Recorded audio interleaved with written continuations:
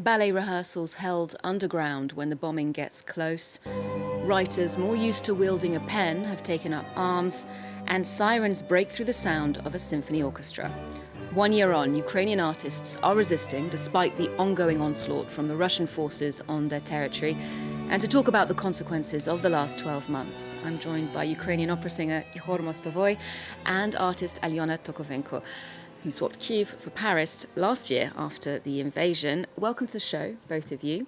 Now, you're both based in France at the moment, and Alyona, you're currently doing an artistic residence here in Paris. How would you say your artwork has been affected by the conflict that's been raging for the last year since you left? How do you see that influence in your painting?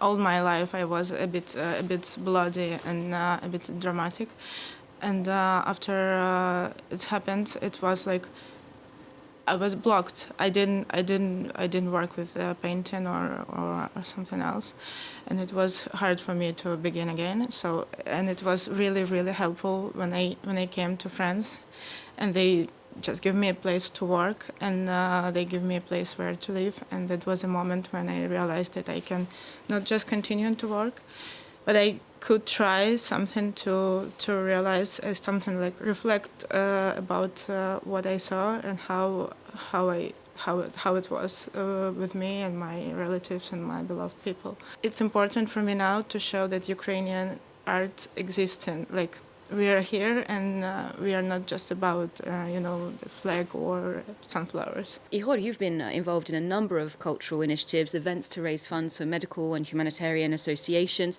How do you see the response in the art sector overall? Do you think that it has gone far enough? I think it does its work. What I want to say, that it makes people more aware of what is happening through the art. But I think it could be more. It always could be more, and that's what we're trying to do with other artists and with my colleagues through bringing, in our case, opera singing and the classical music into not only into raising money for Ukraine, but also in other events. For example, even bringing an aria to an opera audition, Ukrainian aria to an opera audition, shows Ukrainian music.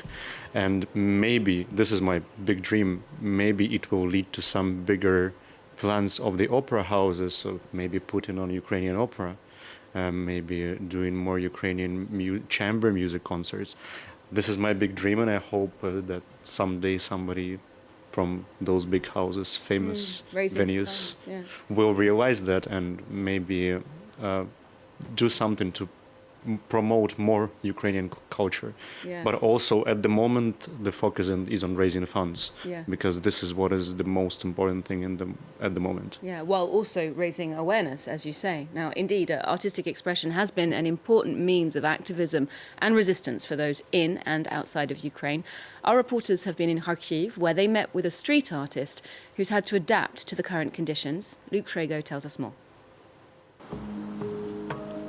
Walking through the streets he calls home, Gamlet Zinkivsky, a Kharkiv street artist who's pondering nearly a year of war.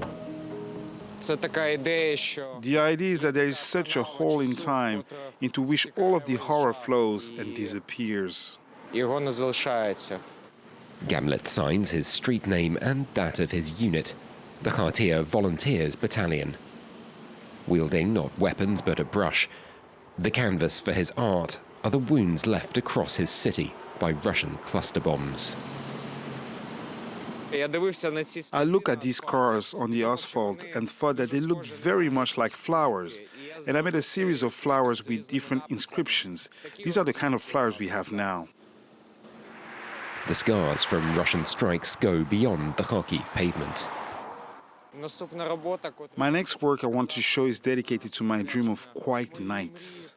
Because during the period when I painted it, I fell asleep during shelling, woke up at night from shelling, and the morning usually started with shelling.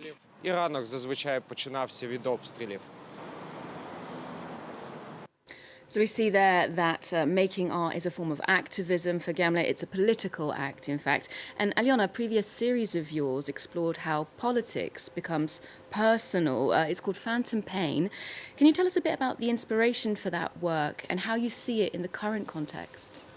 The inspiration was just about my grandfather, because he was like a Soviet person, not a communist or like a part of party, but he was the human who was born in Soviet Union, and he was lived all his life in Soviet Union. So for him, it was really strange how people tried to live in this new world without this huge country. So for me, it was something that I called phantom pain, because it really sounds like phantom pain, because human can be in a different way. But he was against Soviet party all his life. So it was a huge question for me how it can be. And now, of course, it's something that we had in our past.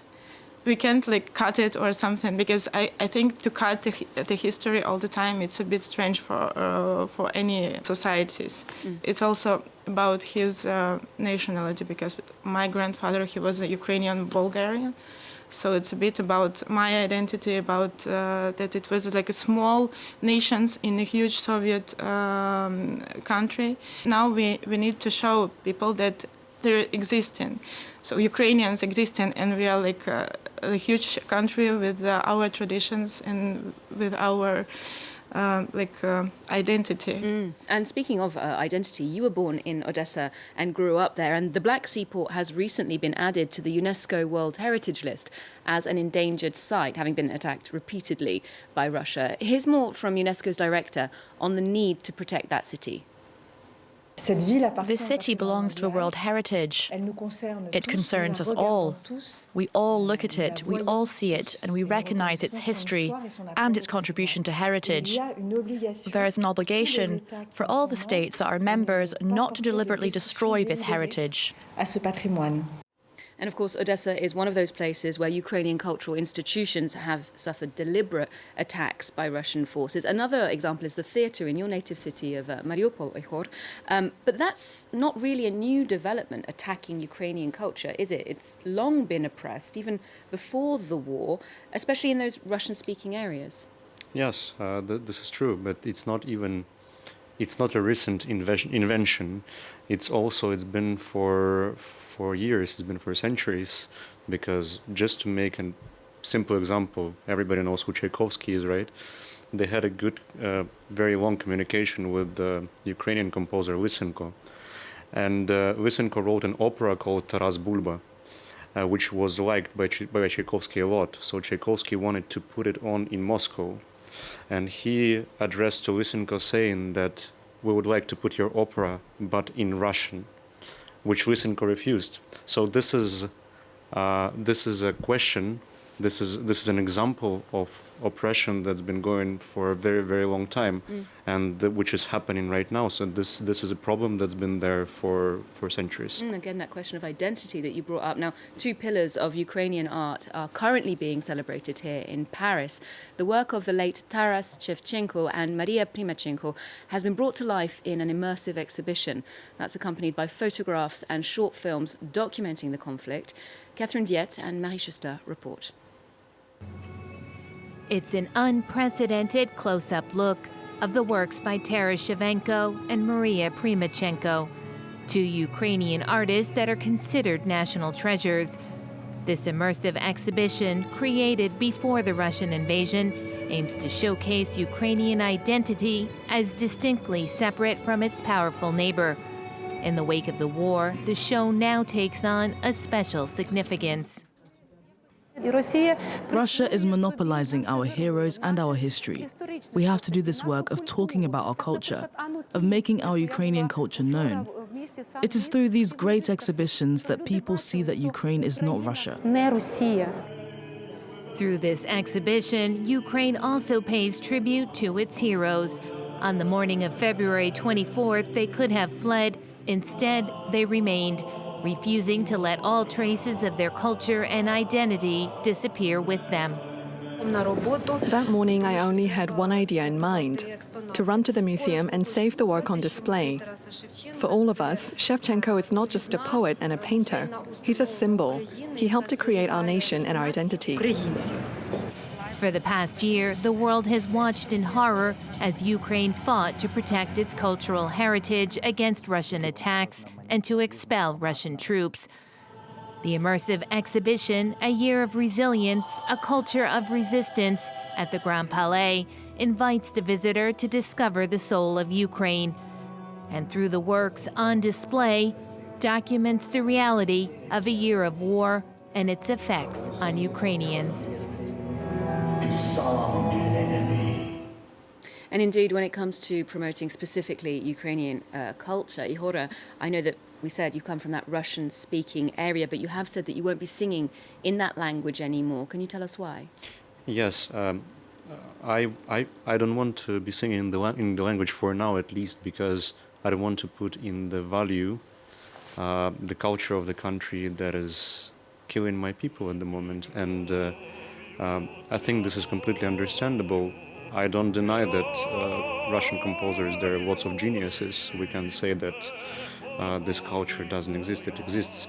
But the problem is that culture is used for propaganda a lot at the moment. And I don't want to be a part of this mechanism and don't want to be a part of the propaganda saying, for example, oh look, the Ukrainian singer is performing Russian music, so this is fine. No, this is not fine. My mostly Russian-speaking city, Mariupol, suffered enormously from Russian forces, from the country that was promoting it as protecting Russian-speaking people, which is not true, and then killing a huge population in that city, Russian-speaking people. Okay, well, very powerful message to send, whether it's lyrically or visually.